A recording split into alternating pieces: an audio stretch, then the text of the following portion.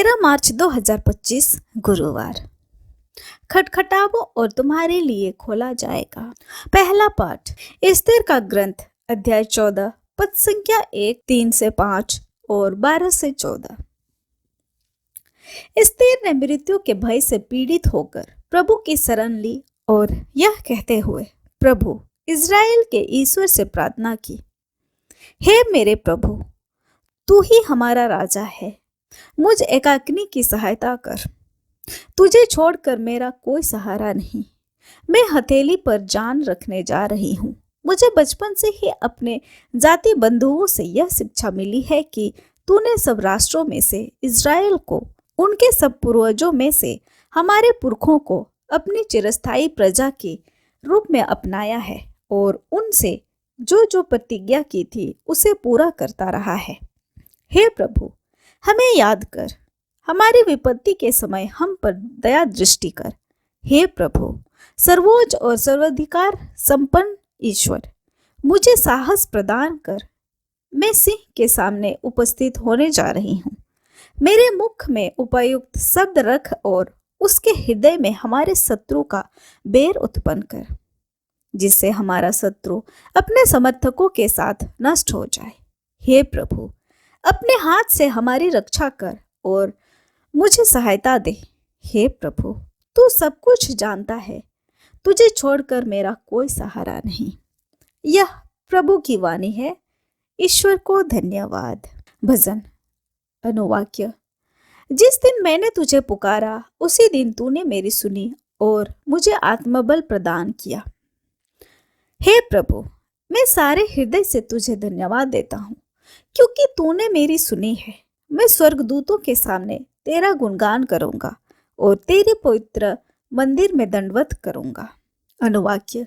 जिस दिन मैंने तुझे पुकारा उसी दिन तूने मेरी सुनी और मुझे आत्मबल प्रदान किया। तेरे अपूर्व प्रेम और सत्य प्रतिज्ञाता के कारण मैं तुझे धन्यवाद देता हूँ। जिस दिन मैंने तुझे पुकारा उसी दिन तूने मेरी सुनी और मुझे आत्मबल प्रदान किया। अनुवाक्य। जिस दिन मैंने तुझे पुकारा उसी दिन तूने मेरी सुनी और मुझे आत्मबल प्रदान किया। तूने हाथ बढ़ाकर मुझे बचा लिया। तेरा दाहिना हाथ मेरी रक्षा करता रहता है। हे प्रभु, तेरा प्रेम चिरस्थायी है। अपने सृष्टि को सुरक्षित रखने की कृपा कर। अनुवाक्य। जिस दिन मैंने तुझे पुकारा उसी दिन तूने मेरी सुनी और मुझे आत्मबल प्रदान किया। जय घोष। हे ईश्वर, मेरा हृदय फिर शुद्ध कर और मुक्ति का आनंद मुझे फिर प्रदान कर।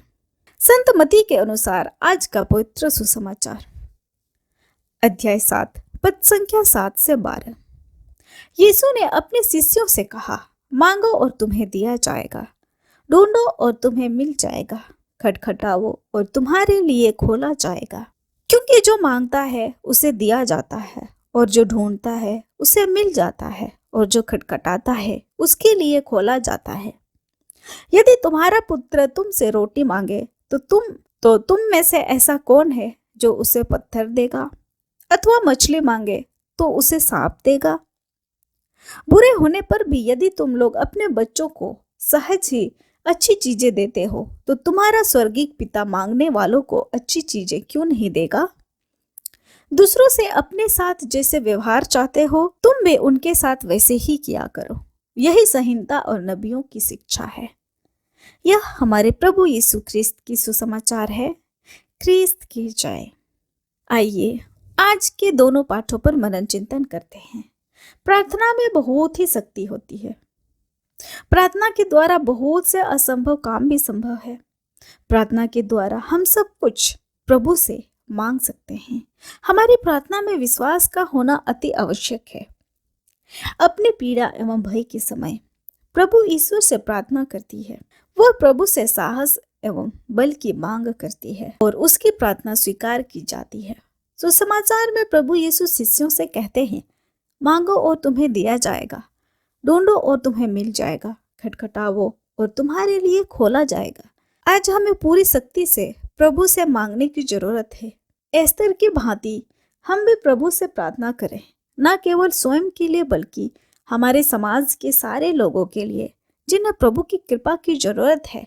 संत याकूब अपने पत्र अध्याय 1:6 में हमें समझाते हैं कि हमें विश्वास के साथ संदेह किए बिना मांगना चाहिए। आमीन। आप सभी को जय यीशु।